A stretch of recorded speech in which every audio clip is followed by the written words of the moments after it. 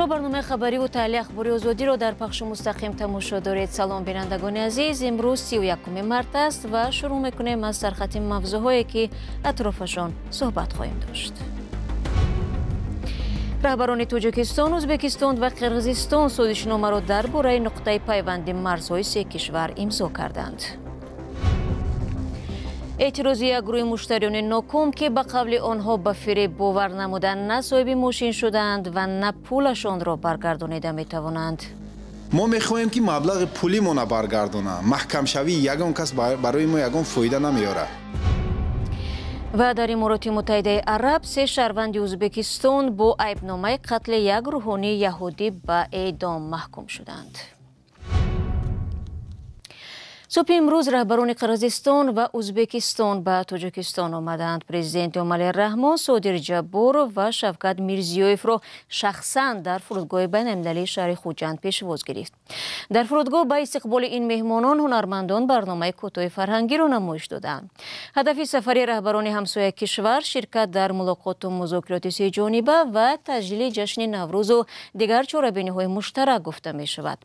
بین سران دولت‌ها به جز امضای سندهای مرزی اینچنین چندین شرطنامه‌های همپیمانی و همعهدی را تصدیق کردند. امامعلی رحمان، صادر جبار و شوکت میرزیویف بین ولایت‌های سوغد و بادکند و فرغانه ستون دوستی را رونمایی نمودند. کارشناسان مسائل سیاسی میگویند همپیمانی کشورهای وادی فرغانه سپاه آسیای میانه را نیز فرا خواهد گرفت. فرزاد محمدی از شهر خوجند گزارش می‌دهد. مجمع ستون دوستی در مرکز وادی فرغانه رونمایی شد. در رسم گشایش آن امامعلی رحمان، صادر جبارov و شوکت میرزیویف طریق مجازی اشتراک کردند. رهبران تاجیکستان، ازبکستان و قرقیزستان سازشنامه را درباره نقطه پیوند مرزهای سه کشور امضا کردند. مراسم روز 31 مارس در ولایت سوغد برگزار شد. امامعلی رحمان، رئیس جمهوری تاجیکستان، این رویداد را بسیار مهم خواند. کارشناس تاجیک شیرعلی رضاییان میگوید تأثیر این همایش به کشورهای دیگر منطقه نیز خواهد رسید. که وادی فرغانه از همه منطقه سرنفوس آسیای مرکزی است و سلسله مشکلات زیاد اینجا هست، از مسئله زیادشوی اهالی تا دسترسی به آب و زمین و همچنین موضوع افراطگرایی. و امروزه نشستی که سه کشور راهبران سه کشور برگزار میکنند یک امید بسیار یا یک احتمال مثبت رشد مناسبت ها را در دراز مدت به وجود میارد، چون گمان غالب این است که اگر وادی فرغانه ثبات وادی فرغانه تامین باشد این متناسباً به ثبات آسیای مرکزی تاثیر میرساند.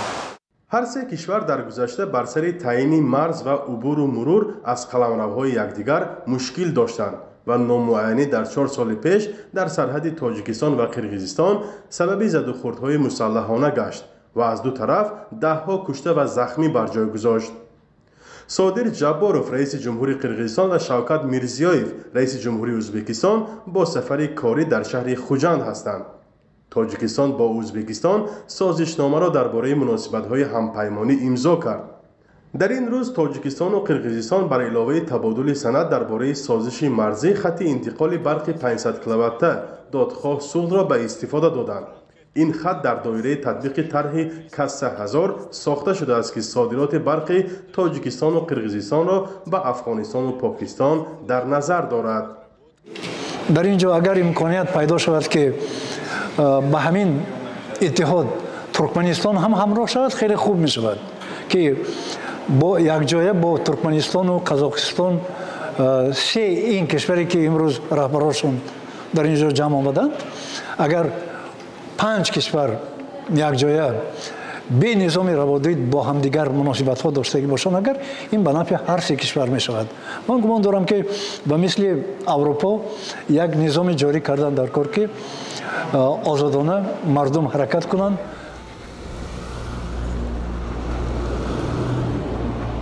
در ادامه این به همایی سران سه کشور آسیای میانه در تنتنه‌های ادانه نوروز بین‌المللی و دیگر چهاربینی‌های مشترک در مرکز ولایت سوغد اشتراک خواهند کرد.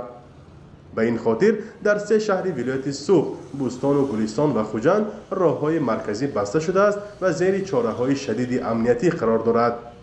بازرسی دولتی اتومبیلی ولایت سوخ پیشتر اعلام کرده بودند که در رابطه به سفر رهبران تاجیکستان، قرقیزستان و ازبکستان به شهر خوجند، حرکت در راههای اساسی این شهر و اطراف آن در آخر ماه مارس منع می شود. فرزان محمدی، رادیو آزادی، شهر خوجند. یک سازمان غربی گفته است که رئیس جمهوری تاجیکستان امامعلی رحمان در پی فراهم کردن شرایط مساعد برای انتقال قدرت به پسرش رستم امامعلی می باشد. مرکز کارنگی در برلین روز 25 مارس در گزارش گفت به همین دلیل تا رفع همه تهدیدهای احتمالی ممکن است پوکسازی ادامه کند، ولی معلوم نیست تا کی.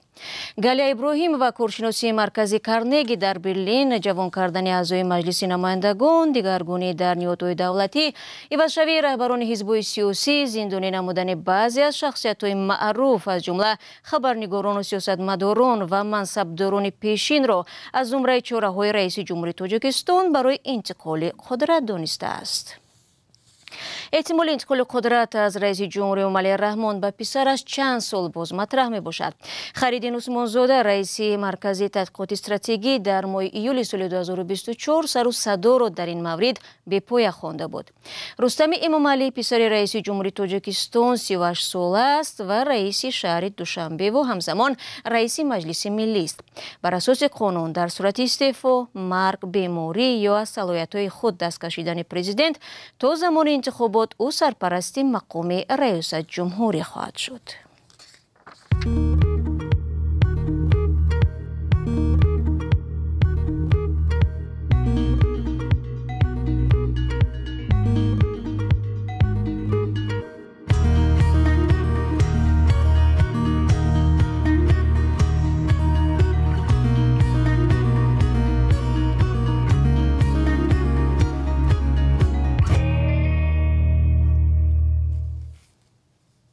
رو می‌رویم به موضوعهای دیگر. بعد از آن که رئیس جمهوری ایران از مذاکرات مستقیم درباره برنامه هسته‌ای کشورش با واشنگتن خودداری نمود، پرزیدنت آمریکا جمهوری اسلامی را با تحریم‌های نو، بوج سنگین و عملیات نظامی تهدید کرد. دونالد ترامپ روز 30 مارس هنگام بازگشت از فلوریدا به واشنگتن گفت من سازش را از هر گزینه دیگر برتر می‌شمارم. فکر می‌کنم همه در این هواپیما می‌دانند که آلترناتیو چی است و این هیچگاه خوب نخواهد بود. پیشتر ترامپ هشدار داده بود که اگر آنها سازش نکنند بمب باران خواهند شد، بمب بارانی که تا حال ندیده بودند. مسعود پزشکیان رئیس جمهوری ایران به طور آشکارا برگزاری مذاکرات مستقیم را با واشنگتن درباره برنامه هسته‌ای کشورش رد کرد. او گفت هرچند امکان مذاکرات مستقیم رد شده است، راه مذاکرات غیر مستقیم باز میماند. وزارت کارهای خارجه آمریکا در پاسخ نوشت پرزیدنت ترامپ به طور روشن گفته است که ایالات متحده اجازه نخواهد داد ایران به سلاح هسته‌ای دست یابد. اگر رژیم ایران سازش نکند، رئیس جمهور واضح گفته است که گزینه‌های دیگر را روی دست میگیرد و آن برای ایران بسیار بد خواهد بود. برمیگردیم به تاجیکستان. ده‌ها تن از ساکنان این کشور ادعا دارند از یک شرکت فریب خورده و میلیون ها سومانی ضرر دیدند. آنها شکایت دارند که به وعده رهبری شرکت عاید آوردن ماشین های برقی با نرخ نسبتا ارزان باور کردند و اینک ماهاست سرسان و از بانک قرضدار می باشند. رهبر شرکت در نوبت خود اجرا نکردن وعده‌اش را به سبب‌های به او وابسته نبوده ربط می‌دهد. همکارمان علیشیر ظریفی و بارود یوسفی این بحث را پیگیری کردند. این گروه ساکنان ادعا دارند که یک صاحبکار با وعده آوردن الکترومبیل یا خودروهای برقی ارزانتر از حدود 80 نفر تقریبا 30 میلیون سومانی گرفته عهده‌داری‌هایش را اجرا نکرده است. این شرکت در شرحنامه‌هایش جدمم دولت و سعیده نام برده می شود و رهبریش را عادینما دولت و برداشت داشته است. من ماه نوامبر تقریبا با مبلغ 1 میلیون سومان به همین دولت و عادینما با 10 ماشین مبلغ 1 میلیون سپردم. پس از آن یک 3-4 ماشینم رو گرفتم. انا 3-4 ماشینم رو گرفتم. باقی مانده سوم‌هایم تقریبا 775,000 سومان مانده است. از ماه نوامبر این جانب تا نه ماهی مرد و نه سوم الکترومبیل را گرفتم و نه ماشین هایم را دسترس کردم. این ساکنان میگویند برای خرید ماشین هایشان اساساً از بانک و شناسایشان قرض گرفتند. در نزد ما یک چند آدم رستماش که کده دادند. ما مقصد او هم ماشینا را ای خوجان می خریده و رستماش که کده میداده. ما همونجا بچهش میخوام دیدیم که چند نفر رستماش داد. بعد ما باوری حاصل کردیم که این آدم داده است. مقصد ما را میده. ای خوجان می خریده است و آدم را میداده است. قیمت می خریده است و ارزان میداده است. برای پول جمع کنی. همه این افراد برای خرید الکترومبیل با شرکت دولت و سعیده شهرنامه دارند. ریاست کارهای داخلی شهر دوشنبه میانه‌های ماه فوریه در اساس شکایت مشتریان مدیر شرکت اودینامو دولت‌وار را با اتهام قلابی بازداشت کرده است. در همون مفتش وعده داده که مرا آزاد می‌کنیم 15 روزه مردم پولش برمیگردونم همه قرضایی که هستن برمیگردونم اومده عریضه‌هایشون بگیرن با همین وعده اینجا چه آزاد کرده اومده در دوام 15 روز برعکس کار اومدن اینجا هر روز آدما را بود دشنام و دیگر گپای دغل و دیگر که انا فلانتون کنم گم شوین از اینجا شما باز میزوجای می اومدگی مرا از راه زدستین و فلان پستون نم خیلی گپا را استفاده برد با 15 روز گذشت با بردن محکمش کردن. ما میخوایم که مبلغ پولی مون برگردونه محکم شوی یگان کس برای ما یگان فایده نمیاره. روز 28 مارت رادیوی آزادی با نزدیکان و وکیل دفاع اودینامو دولت ها مراجعت کرد ولی به تماس‌های با تکرار ما پاسخ ندادند. خود این زن در یک صحبت پیشینه‌اش گفته بود با سبب برگزاری چهاربینی‌های ادانه در چین راه‌ها موقتا بسته شده بود سری وقت نتوانسته است ماشین‌ها را به مشتریان رساند. مقامات هم غیر از نشر یک خبرنامه رسمی قضیه را شرح نداده است. در این بین آنهایی که صدها هزار سامانی خود را گم کردند منتظر پاسخ ماندند. یادآور میشم که شما برنامه اخباری رادیو آزادی را تماشا دارید. امارات متحده عرب 3 شهروند ازبکستان را که در کشتاری روحانی اسرائیلی تسوی کوگان متهم میشوند حکم قتل داد. در این باره به روزنامه‌نگاران شبکه 7 منبع‌هایشان در رهبریت اسرائیل خبر دادند.